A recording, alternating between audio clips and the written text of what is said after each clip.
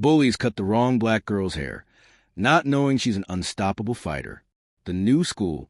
The morning air was crisp as 14-year-old Ayana Johnson walked to the gates of Westwood High.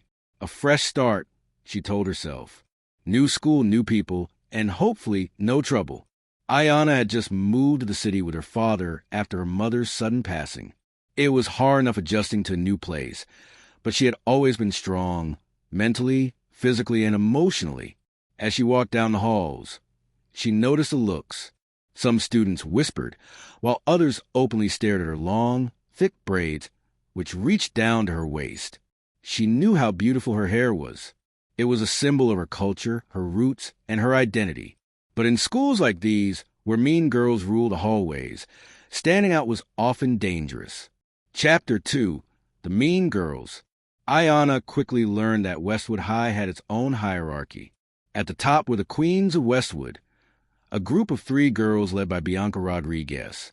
Bianca had an ego as big as her designer purse and loved nothing more than making others feel small.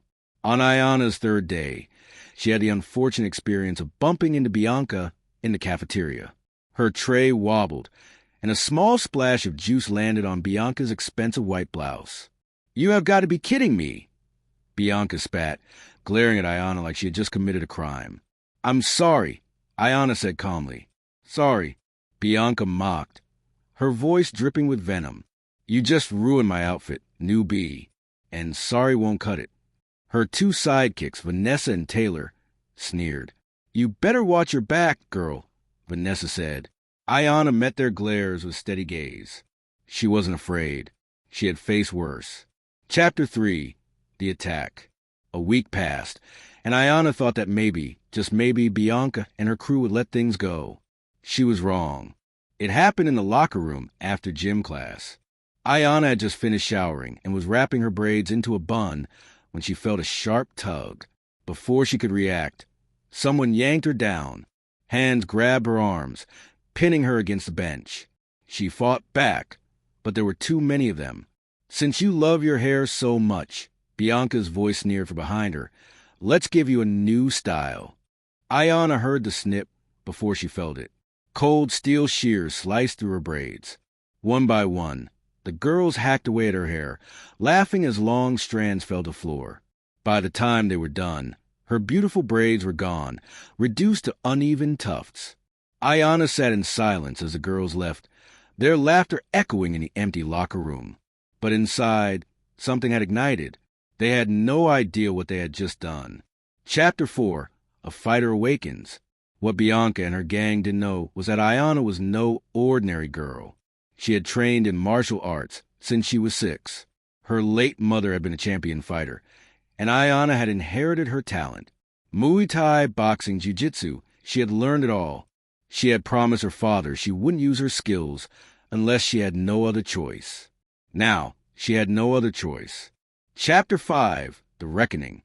The next day, Ayana walked into school with her head high, wearing a new low-cut hairstyle that made her look fiercer than ever.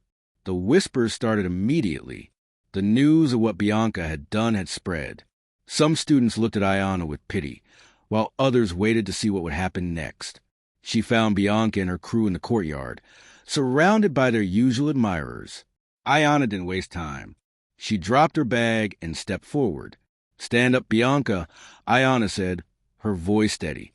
Bianca turned, feigning confusion. "Excuse me." "You heard me," Ayana said, her eyes locked onto her enemies. "We're settling this. Right here. Right now." A hush fell over the crowd. Bianca scoffed. "You want to fight me? You're crazy." Ayana smirked, scared. The challenge hit Bianca's pride like a slap. She stood up. "All right then, let's go." The students circled around them, phones out, recording every second.